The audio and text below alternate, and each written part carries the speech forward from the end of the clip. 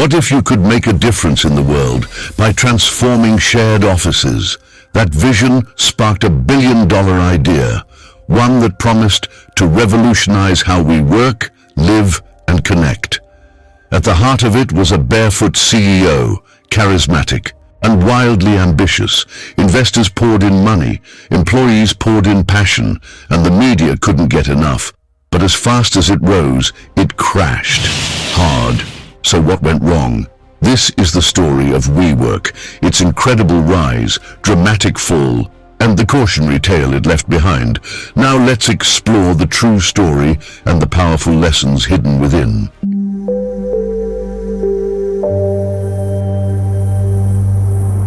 In 2008, as the global economy struggled, New York's office buildings stood half empty. Rent was cheap and hope was even cheaper. Enter Adam Neumann, a tall, energetic entrepreneur from Israel living in Brooklyn. He had already failed at a few ventures, including a baby clothing line called Crawlers. But Adam wasn't done dreaming. He believed he could elevate the world's consciousness. Big dreams can change the world, and Adam was all in. Alongside him was Miguel McKelvey, a calm, thoughtful architect with a vision of community and collaboration. Together, they launched Green Desk, a shared workspace built on eco-conscious values.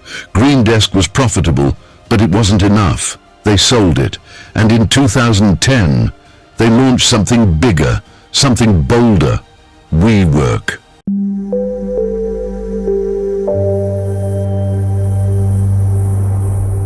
From the very start, Adam didn't call WeWork a real estate company. He saw it as a lifestyle revolution. We're not just building offices, he said, often barefoot in the Soho loft. We're building a community. He quoted Gandhi. He referenced Steve Jobs. He even threw in Beyoncé, sometimes all in the same sentence, and it worked. By 2012, WeWork was booming in New York, San Francisco, and Los Angeles. Freelancers and startups loved it. Open spaces, kombucha on tap, networking at your fingertips. Behind the scenes, however, Adam was flying by instinct. Numbers, metrics, and stability took a back seat to gut feelings and momentum. If you're not growing, you're dying, he told his team. So WeWork kept growing and growing and growing.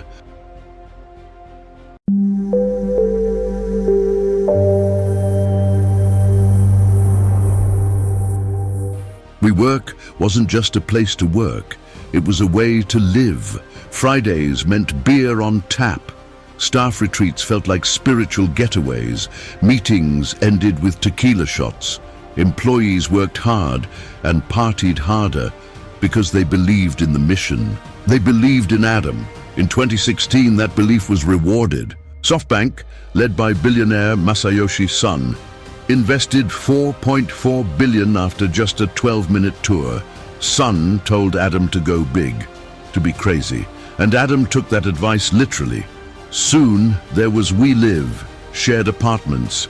Then We Grow, a private school for children. Talks of WeBank and even WeSail followed. Behind the scenes, the money was bleeding, but no one seemed to care. The company was now worth $47 billion. And the dream was bigger than ever.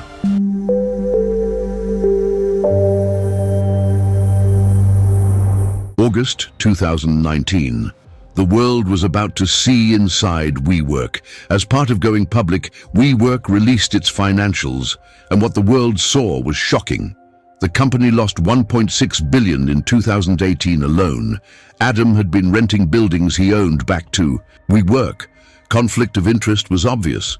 The media flipped, employees whispered, investors panicked. Was WeWork a tech company or just a fancy landlord with free kombucha? Wall Street didn't like the answer. The IPO was shelved. The dream was paused.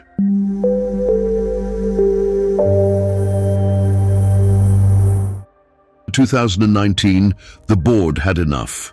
Adam Neumann stepped down. He walked away with a $1.7 billion exit deal. Meanwhile, thousands of employees lost jobs.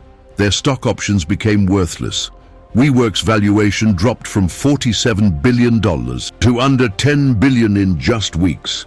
SoftBank scrambled to save what was left. The stylish offices remained, but the soul, the energy, the culture, gone. What was once a movement was now a mess.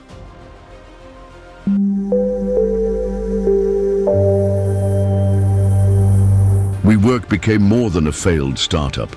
It became a symbol of unchecked ambition, of charismatic leadership gone wrong, of the dangers of hype without a foundation, but also of what could have been. In 2021, WeWork finally went public through a SPAC deal. But its golden days were long gone. Then in 2022, Adam Neumann returned with a new real estate startup, Flow, backed again by hundreds of millions. A second chance, or history repeating itself, only time will tell. You can sell a vision, you can raise billions, but in the end, gravity wins. WeWork wanted to elevate consciousness. What it delivered was a hard lesson in business reality. It taught us that a dream without discipline can crash. That hype without a plan leads to downfall, and that even billion-dollar ideas need structure, not just charisma. In the end, WeWork burned too bright, and like Icarus flying toward the sun, it fell spectacularly. But from the ashes, we're left with knowledge, insight, and maybe the wisdom to build smarter next time. Thanks for watching. If this story inspired you or gave you a new perspective on the business world, don't keep it to yourself. Like, share, and subscribe for more eye-opening stories about the rise and fall of business empires.